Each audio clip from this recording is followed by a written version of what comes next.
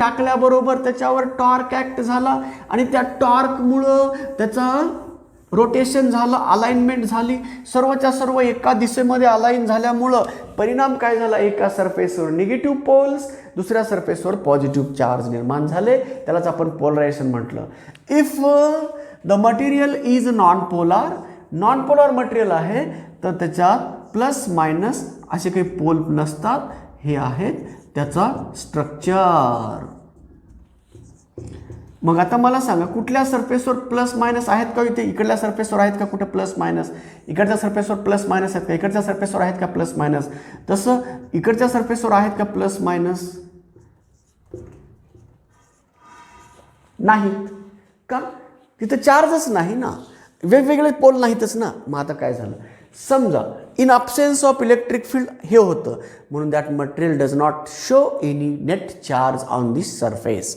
आता if we place the such non-polar dielectrics into the field due to parallel plates of the condenser, uniform electric field होता है ना बच्चों. हाँ, ऐसे यूनिफॉर्म इलेक्ट्रिक फील्ड में अगर इसको रखा ना, क्या होगा? देखो बच्चों, जेव्हा आपण या पॅरलल प्लेटच्या आतमध्ये ठेवतो ना, तर इकडे प्लस क्यू चार्ज आहेत, इकडे minus sigma surface charge density आहे. मला सांगा इलेक्ट्रिक फील्ड या दिशेत आहे. मग इलेक्ट्रिक फील्डचा जर या प्रोटॉन सोबत रिलेशन आलं, याच्या न्यूक्लियस सोबत, ज्या पॉइंटला न्यूक्लियॉनचं कॉन्सन्ट्रेशन आहे तिथं पॉझिटिव्ह चार्ज, त्याच ठिकाणी निगेटिव्ह चार्ज आहे. परिणाम काय झाला बघा, जेव्हा हे दोन्हीही पोल असणारे एकाच ठिकाणचे दोन पोल यांनी काय केलं, या पॉझिटिव्ह चार्ज प्लेटनं काय केलं, पॉझिटिव्हला ढकललं आणि निगेटिव्हला ओढलं. परिणाम काय झाला माहित आहे का, तर हे दोघं सेपरेट झाले. म्हणजेच हा अशा पद्धतीचं शिफ्टिंग झाली. अशा पद्धतीची शिफ्टिंग याला म्हणतात डंबेल शेप तयार झाला. डंबेल शेप तयार झाला. इकडे मायनस प्लस, म्हणजेच नॉन पोलार डायलेक्ट्रिकचं रूपांतर पोलार डायलेक्ट्रिकमध्ये झालं. म्हणजे दोघातले असे शिफ्टिंग झाली, ड्रिफ्ट झालं. इकडे निगेटिव्ह चार्ज ड्रिफ्ट झाला, इकडे पॉझिटिव्ह चार्ज, म्हणजे दोघांचं सेपरेशन झालं. अस्तित्व हे एकाच ठिकाणी होतं, आता दोन वेगवेगळ्या ठिकाणी आलं. मग मला सांगा आता परिणाम काय झाला बघा, सर्वच्या सर्व निगेटिव्ह इकडे आले आणि सर्वच्या सर्व पॉझिटिव्ह इकडे राहिले. मधले मात्र न्यूट्रल झाले, कारण याचा निगेटिव्ह याचा पॉझिटिव्ह न्यूट्रल, याचा पॉझिटिव्ह याचा निगेटिव्ह न्यूट्रल, आणि इथे प्लस, इकडे प्लस चार्ज आणि इकडे मायनस चार्ज निर्माण झाले. Hence again polarization takes place. म्हणून पोलार डायलेक्ट्रिकमध्ये टॉर्क लगने से वो अलाइन हो गए थे. यहाँ टॉर्क नहीं लगता है क्योंकि ये पोलार नहीं है, नॉन पोलार है. यहाँ फोर्स लगता है. अट्रैक्टिव फोर्स लगने से निगेटिव चार्ज वाला जो कॉन्सेंट्रेशन इलेक्ट्रॉन का कॉन्सेंट्रेटेड पॉइंट है वो उधर ड्रिफ्ट हो गया, और जहाँ पे सब न्यूक्लियस के कॉन्सेंट्रेशन पॉइंट पॉजिटिव चार्ज लेते थे उसको रिपेल करने से वो सामने आ गए. ये पीछे सामने, क्या मतलब, ये सब के सब निगेटिव यहाँ बन गए, पॉजिटिव यहाँ बन गए. फिर अगेन पोलरायझेशन हो गया, बीच में इलेक्ट्रिक फील्ड बन गया. जिस तरह ज्या पद्धतीनं मगासी परिणाम झाला होता तसाच परिणाम याचा सुद्धा होतोय. फक्त त्याच्यात ओरिएंटेशन ड्यू टू टॉर्क झालं होतं, इथं ओरिएंटेशन ड्यू टू फोर्स आहे, रिपल्सिव आणि अट्रैक्टिव फोर्स. एंड दैट्स व्हाई ड्रिफ्टिंग होने से इस प्रकार अलाइन हो गया. तो ये है बच्चों, ये सब अगर ऐसे इस प्रकार अलाइन हो गए ना, तो इधर वाले सरफेस के ऊपर नेगेटिव चार्ज बनेंगे, सामने वाले सरफेस के ऊपर पॉजिटिव चार्ज बनेंगे. तो polarization takes place in the direction of field. तो पोलराइजेशन ऐसा नहीं होगा कभी भी. कैसा, इधर प्लस इधर माइनस. तो polarization always takes place along the direction of electric field, not takes place perpendicular to the field. तो जिस दिशा में, ज्या दिशामध्ये इलेक्ट्रिक फील्ड आहे ना त्या दिशेमध्ये पोलरायझेशन झालेलं असतं.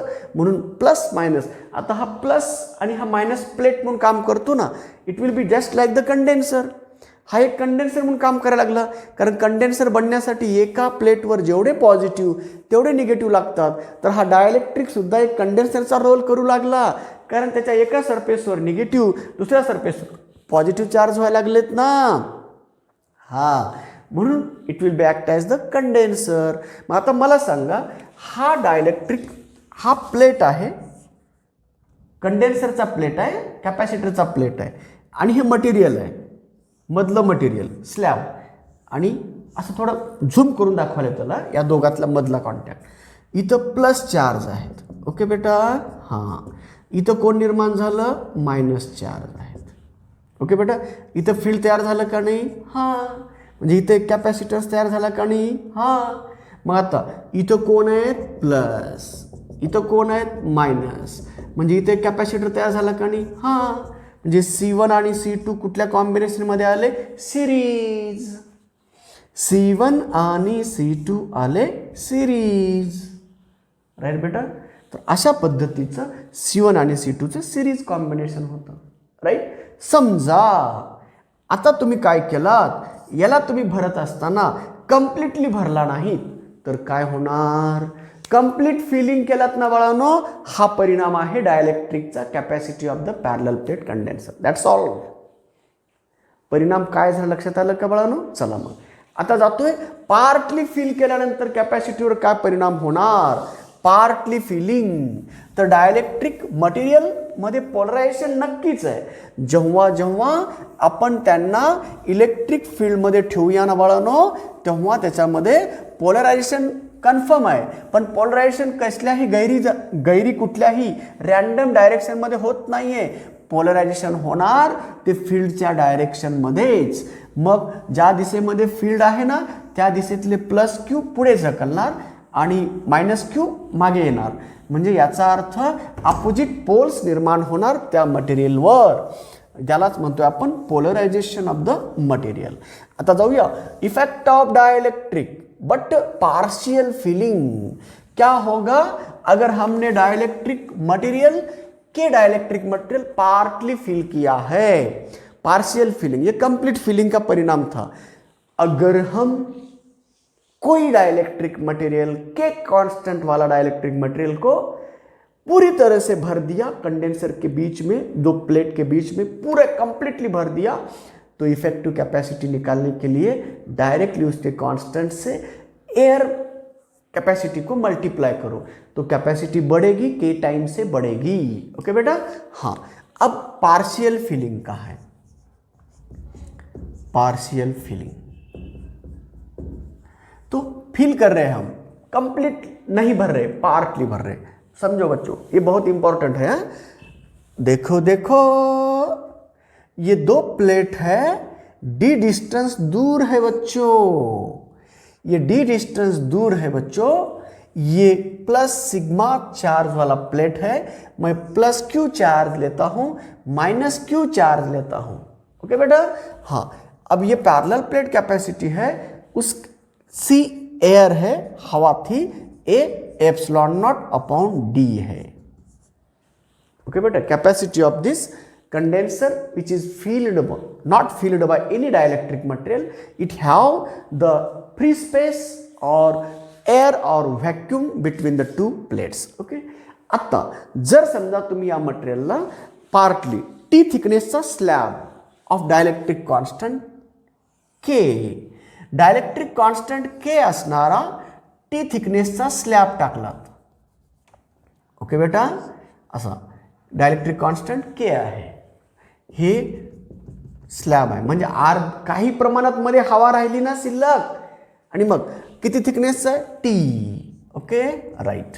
मग आता याच्यात पोलरायझेशन झालं, इलेक्ट्रिक फील्ड इकडे तयार झालं ना, इलेक्ट्रिक फील्ड इंड्यूस्ड इकडे तयार झालं, पण याच्या अक्रॉस मधला पीडी, याच्या अक्रॉस मधला पीडी. ओके. आता मला सांगा, हे तिघं इथला पोटेन्शियल डिफरन्स किती होता? Total potential difference V equal to Q upon C. Okay. म्हणजे total potential difference V equal to, आता पहा आता कसं होतं, मगाशी हे नसताना V equal to Q upon काय केलं होतं? C air. ओके, हे नसताना आता टाकल्यानंतर काय झालं बघा, याच्या क्रॉसमध्ये पोटेन्शियल ड्रॉप तयार झाला ना. हां, मग आता मला सांगा हवा किती जाडीची उरली, हवा किती जागेत किती विड्थमध्ये हवा उरली, तर हवा उरली डी मायनस टी. मग याचा अर्थ हा असा परिणाम झाला, हे डी मायनस टी आणि हे टी. ओके, सिमिलर एकच स्थिती आहे. टोटल उरली किती जागा उरली किती विड्थची, डी मायनस टी. मग याच्या अक्रॉस मधलं पोटेन्शियल V1 आणि याच्या अक्रॉस मधलं potential V2. V1 plus V2 म्हणजेच कोण राहणार, V. Total potential difference V dash म्हणतो आता. ओके, मग V dash equal to V1 plus V2. मग इथं इलेक्ट्रिक फील्ड किती आहे, E एअर. इथं किती आहे, इथलं इलेक्ट्रिक फील्ड किती आहे, ई नेट आहे, ई नेट. ओके, मग आता जेव्हा इलेक्ट्रिक फील्ड इंटेन्सिटी आणि डिस्टन्सचा संबंध घेता तुम्ही, आता electric field net electric field जेव्हा घेतो तेव्हा हे बघा, E into D minus T plus, हां चला इथं ई इंटू चला टी. पण इथला electric field sigma upon epsilon not D minus T आणि इथलं field sigma upon K into epsilon not. चला घ्या कॉमन काढायच्यातनं काय निघतं, सिग्मा अपॉन एप्सिलॉन नॉट. मध्ये काय राहतं पहा पहा पहा रे, 1 मायनस डी मायनस टी. हां पुढे पुढे बोला, प्लस टी अपॉन के. तर हा झाला V डॅश. आता बघा पोटेन्शियल इथं काय होतं, सिग्मा अपॉन एप्सिलॉन, या केसमध्ये कसं लिहिणार तुम्ही, sigma upon epsilon not into total D. हे नसताना दोघातला potential difference intensity into D होता, हो ना बेटा. हां, मग आता हा पूर्वीचा, हा नंतरचा, पार्टली फिल केल्यानंतर हा झाला. मला सांगा विद्यार्थी मित्रांनो, हा आहे नवीन potential difference, sigma upon epsilon not D minus T plus T by, म्हणजेच हा कोण झाला, नवीन इफेक्टिव्ह डिस्टन्स.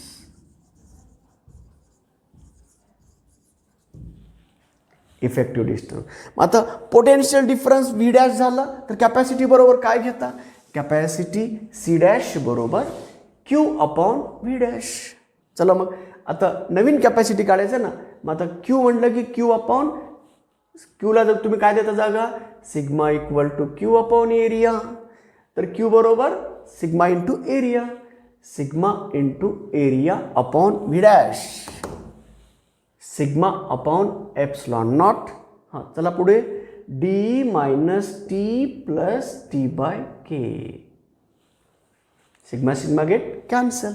चला मग C dash equal to A upon epsilon not D minus T plus T upon K.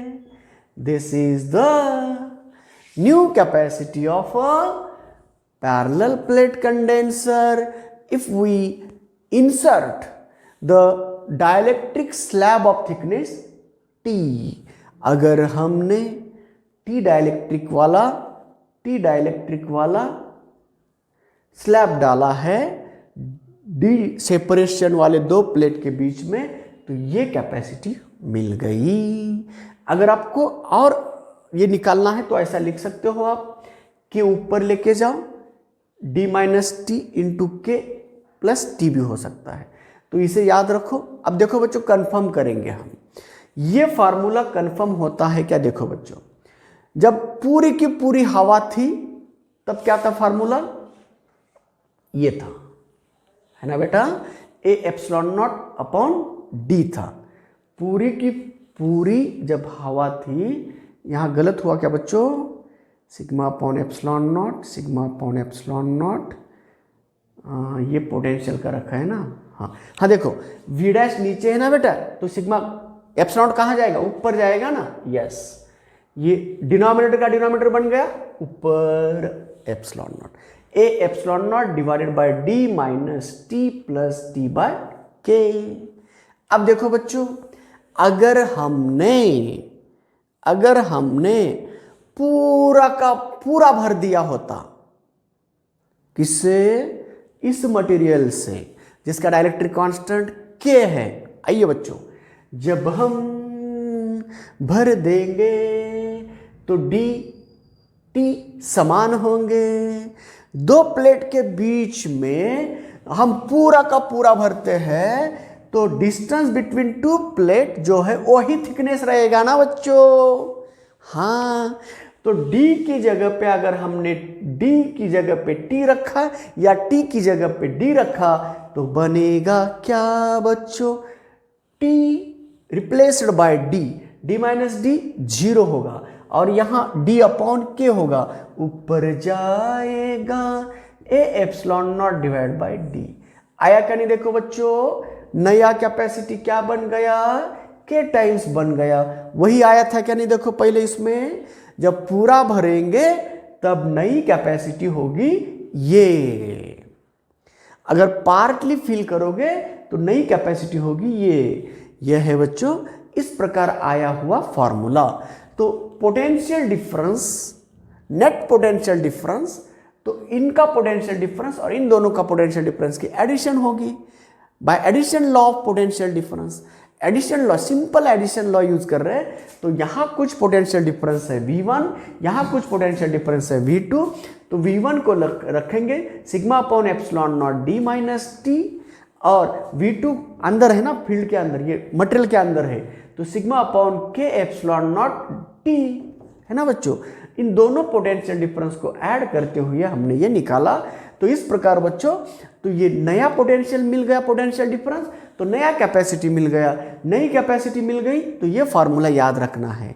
This is the capacity of the parallel plate condenser if it is filled by, partly filled by dielectric slab of thickness T। आपको ऐसे दिए जाते हैं बच्चों, एक parallel plate capacitor है, उसके beach में दो पैरेलल प्लेट 8 सेंटीमीटर दूर रखे हुए हैं, उसके अंदर अगर हमने 5 सेंटीमीटर वाला डाइलेक्ट्रिक मटेरियल डाला है जिसका डाइलेक्ट्रिक कांस्टेंट 40 है। अगर 40 डाइलेक्ट्रिक कांस्टेंट वाला मटेरियल हमने पार्टली फिल कर दिया तो यहाँ K की वैल्यू 40 है, T की वैल्यू 5 है, D की वैल्यू 8 है, तो एरिया दिया जाता है आपको, और कैपेसिटी कंपेयर करो ऐसा पूछा तो एरिया देने की जरूरत नहीं है। तो अगर 8 सेंटीमीटर सेपरेशन पे फील्ड इंटेंसिटी थी, C एयर निकालेंगे हम, A एप्सिलॉन नॉट अपॉन क्या D, बोले तो 8 हो गया, C एयर हो गया। अब पार्टली भरने से क्या हो गया, तो C डैश बनेगा कितना, A epsilon not divided bye, ये कितना बन गया बच्चों, 8 में से 5 गए 3, और ये 5 डिवाइड बाय 40, ओके। यहाँ बनेगा 8 minus 5 plus T, 5 divided by कितना 40, ये बन गए 3, ये 1/8, तो इसको हम ऐसे सॉल्व कर सकते हैं ना, C dash equal to 8A epsilon not divided by, यहाँ 3 थे ना बच्चों, 3 आ रहे ना था यहाँ पे, तो 24 प्लस 1 तो 25। तो अब बोलो बच्चों ये कितना हो गया, C एयर और C dash upon C air दे लो। देखो C एयर को हम डिवाइड कर रहे हैं तो ये ऊपर जाएगा, 64 अपॉन 25 बन गया। तो ऐसे क्वेश्चन आते हैं बेटा, आपको एक पैरेलल प्लेट कैपेसिटर और उसके दोनों प्लेट के बीच का डिस्टेंस दिया जाता है, और 8 सेंटीमीटर दूर रहे दो पैरेलल प्लेट, एयर जब थी तब का कैपेसिटी दिया जाता है, एयर का कैपेसिटी दिया गया और नया कैपेसिटी निकालने को कहा, तो इस फार्मूले से हम उसको निकालने में कामयाब हो सकते हैं। तो ये हो गया बच्चों पार्शियल फिलिंग का एक फॉर्मूला। कंप्लीट फिलिंग में हमने बोला था K times into capacity of the condenser when it is completely filled by air, तो C एयर के K टाइम से इंक्रीज होगी। तो ये अब ये इफेक्टिव वैल्यू ऑफ कैपेसिटी अगर हमने कुछ पार्टली उसको फिल कर दिया, कंप्लीटली नॉट, तो ये पार्शियल फिलिंग का और ये कंप्लीटली फिलिंग का फार्मूला है बच्चों। ये कंप्लीटली फिलिंग का है और ये पार्शियल फिलिंग का है। चलो हो गया। अब बारी है वैरायटीज ऑफ क्वेश्चन। किस प्रकार भरोगे? अगर आपने पार्शियल फिलिंग का इश्यू लाया ना, तो अब पार्शियल फिलिंग सोच अलग अलग सोच होती है, अलग अलग तरीके से भरते हैं। कुछ बोलते हैं मुझे पार्टली फिलिंग का फार्मूला है ना, तो चलो मैं अब ऐसे भरूंगा। कैसे भरूंगा? तो पार्शियल फिलिंग के ऊपर वैरायटीज ऑफ क्वेश्चन आपके सामने प्रस्तुत कर रहा हूं बच्चों। लेवल हायर लेवल के क्वेश्चन होते हैं, तो अगर लेवल बढ़ाना है तो हमें प्रॉब्लम बनाने होते हैं। तो प्रॉब्लम बनाना बोले तो हमें सोचना होता है। कैसे सोचेंगे? तो वही सोच आपके सामने ला रहा हूं।